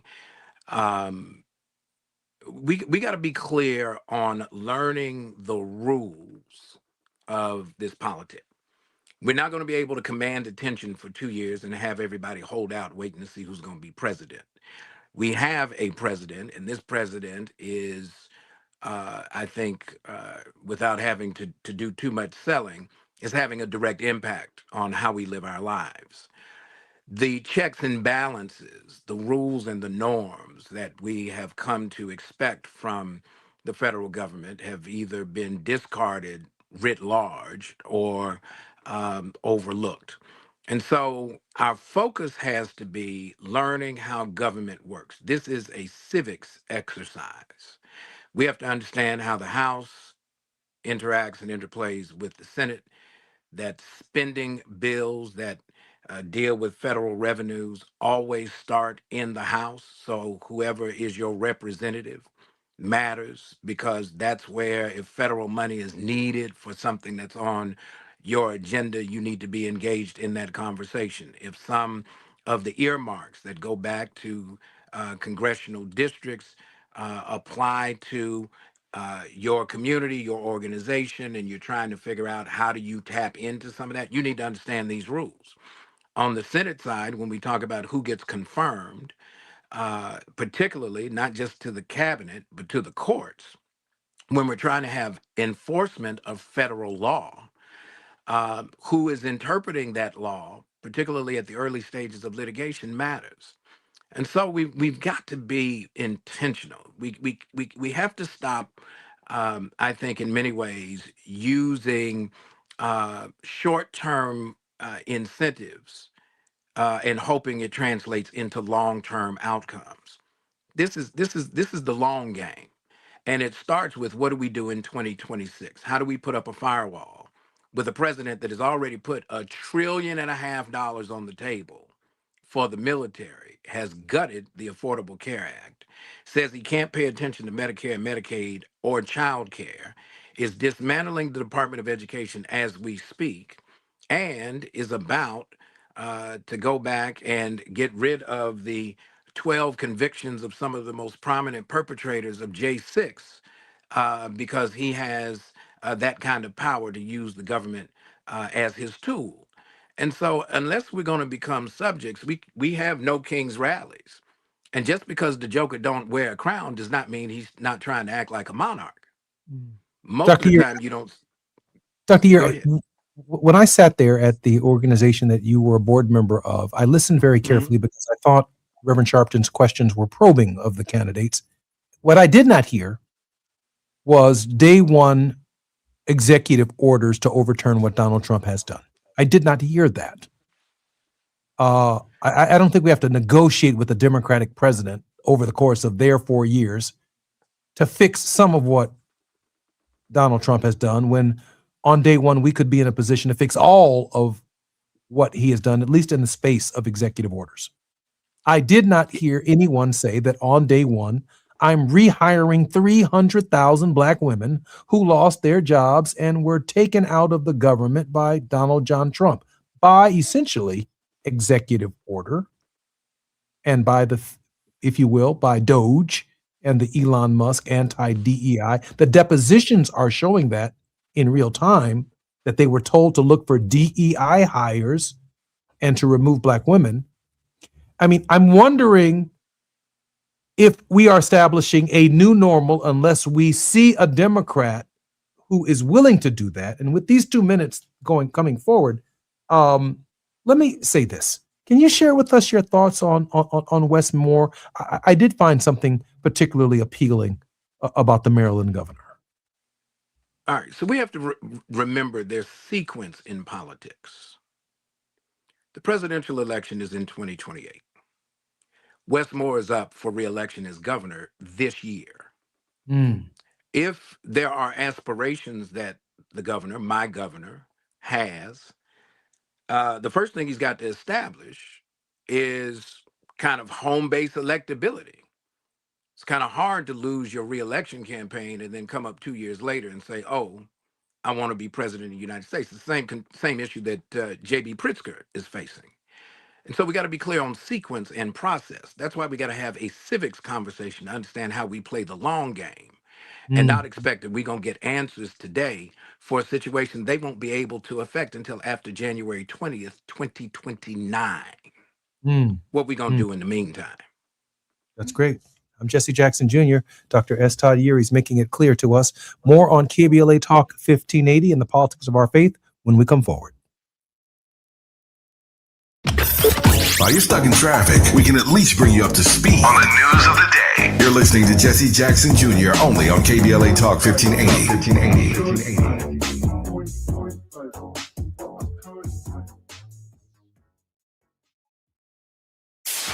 KBLA Talk 1580. We've got a lot to talk about.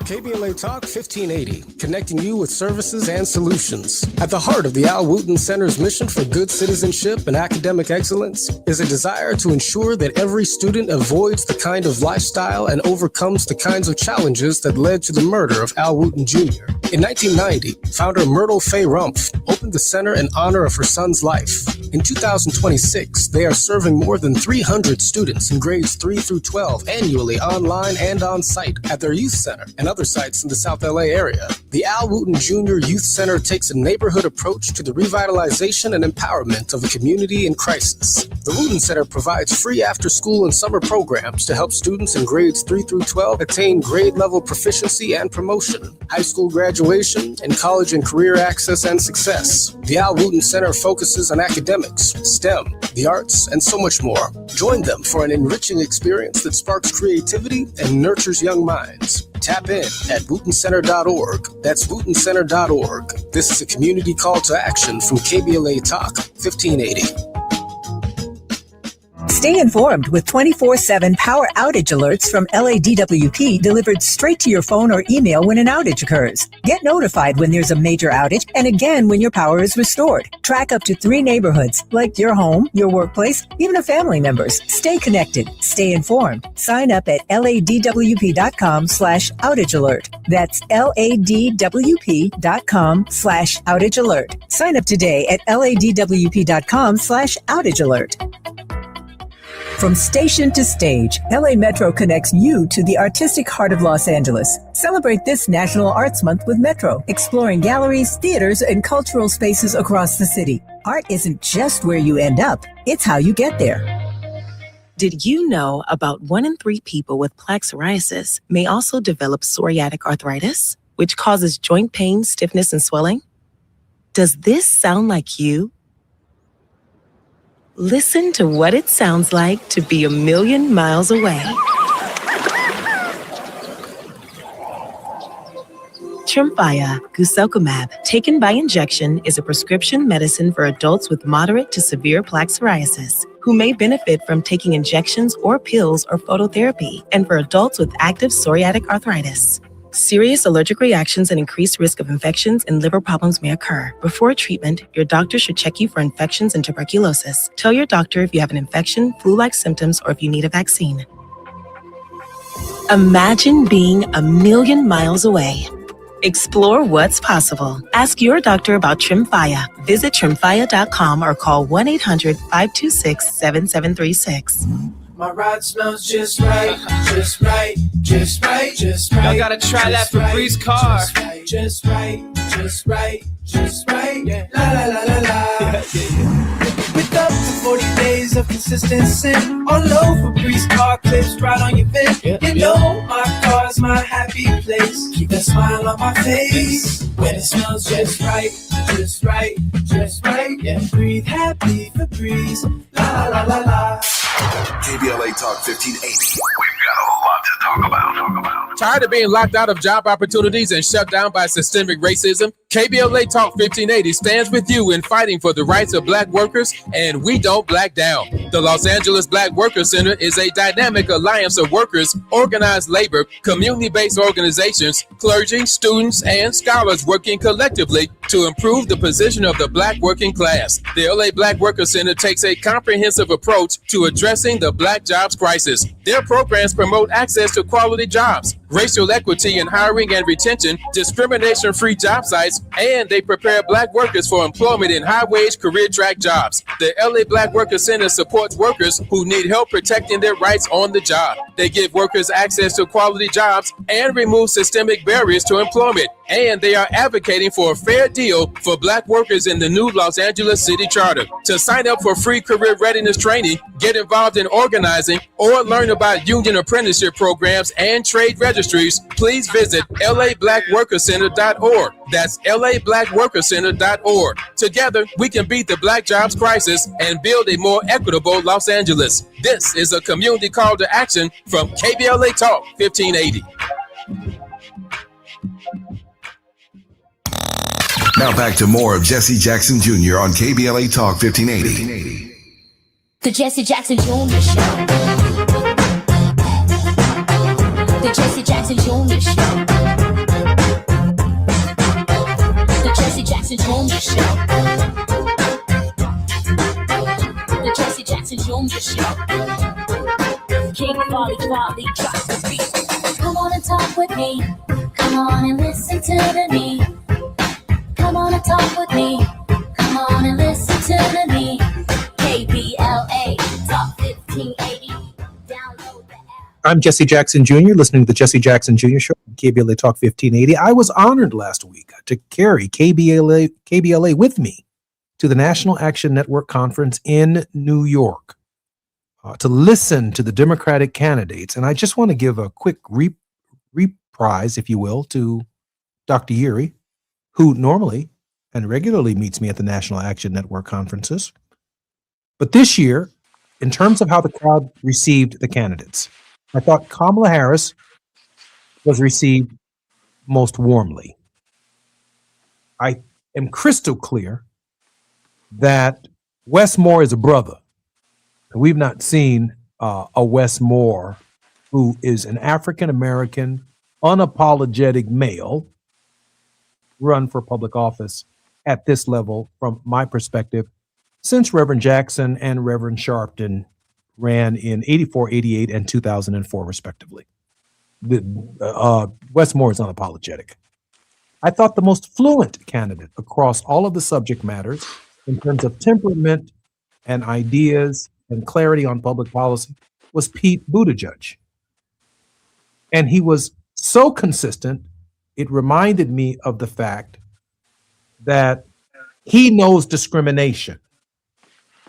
And if there ever was a candidate running for public office, if he decides to enter the contest, Pete Buttigieg definitely speaks to a politic that brings people together in that kind of coalition. I thought Governor Pritzker's was received very warmly. He's selling the success of Juliana Stratton to African American audiences, another African American woman potentially in the United States Senate, and that is definitely something to sell. He could swing me completely if he committed to building a third airport in the south side of Chicago and the Southland, putting literally tens of thousands of South suburbanites and South Siders to work and giving, of course, me and others something to talk about. That would be the game changer, and I would crisscross 50 states for J.B. Pritzker if he made that move, but he's moving relatively slow in that space, and so he leaves me with the options that are before us. I'm wondering, Todd, whether or not you see what I see, that the potential for a dark horse candidate does exist in this space. Someone who can inspire and move people on a scale that we need to happen from center to left. Dr. Erie? It is plausible. What I'm looking for is a little more immediate. I agree that Secretary Buttigieg would have a handle on the policy issues, having just come out of certainly the cabinet. He's been a mayor of a city, so he understands how government budgets work, even at the municipal level. He managed the budget after the great infrastructure bill became law, and was working to position those dollars to help transform communities. So I would expect that. I would expect that the former vice president would be acknowledged because, as she says, I know the job. I was a heartbeat away from being president of the United States. Governor Moore, Governor Pritzker have to be a little more nuanced because they have to speak currently. They are candidates for their current offices. They have to be careful. What was interesting to me is that Governor Newsom not being there, what might his take have been, because he could speak certainly more freely, just like Governor Beshear is finishing up his second term, for which he is term limited. I would expect that they're going to be more precise. What I'm looking to hear is, how do we navigate the malaise in real time? We don't need to jump right to 2028. Folk trying to get through today, as they like to say. And so that has to be the more immediate thing. Give me balance. Give me remedy for what is ailing me today. Give me inspiration for what I want to see in the future.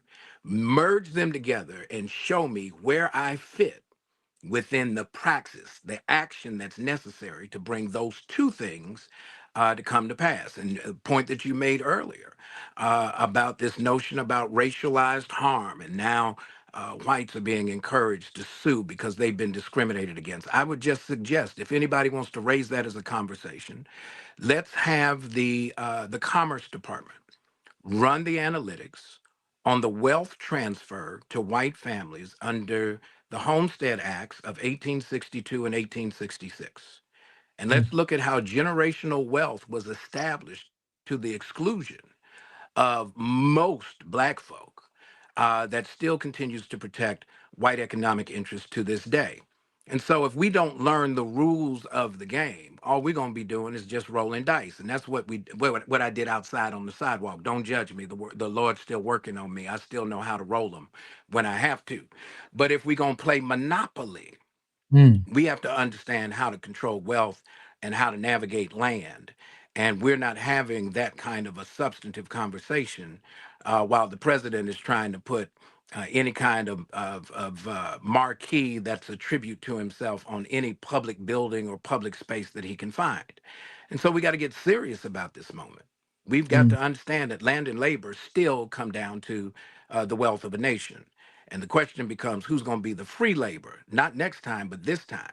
That's the thing that's confronting us. And that's the issue that folks aren't wrestling with. And you can talk about that at the state and the federal level if we would have a substantive, credible conversation with those who want to be aspirational in their politics. And just before we get to your word of hope, I do want to say that I did see something in Andy Beshear. I did see something. I did see Bill Clinton. I did see someone, the only person, quite frankly, of all the Democratic candidates who I felt could bring Bubba, like Bill Clinton, to the Democratic Party, because everybody else clearly represented the left. And that coalition is necessary to get to 270. Dr. Erie, a word of hope. Well, I've been thinking about it. Um, how do we stay focused? Here's the word of hope. You weren't created to be the spectator of history. You and I have been placed strategically, providentially, intentionally in this moment, in this space, in this nation, at this time to be a voice. And not the voice of a party, not to echo punditry, but to be the voice of the prophetic instinct that says, let justice roll down like waters and righteousness like an ever flowing stream. And so when we look at the politics of our faith, they're not complicated. They flow from this notion of love. Love your neighbor enough to show up. Love your neighbor as yourself. Show up to the polls, not just for you, but for your neighbor. Show up at the meeting, not just for you, but for your neighbor. Your neighbor needs your participation, and you need your neighbor's participation. And if we stay focused on the sovereign assignment of the moment, we won't get distracted by the big shiny thing that they keep waving in our face, like somehow or other we too stupid to understand that today, the word says, this is the day that our God has made. We rejoice and we're glad in it because we're a part of it, and we're not going to sit down until the work gets done. I'm Jesse Jackson Jr. Thank you, Dr. Uri. I appreciate you. The Politics of Our Faith with Dr. Uri. More on KBLA Talk 1580. I'll see you tomorrow when we come forward. KBLA 1580 Santa Monica.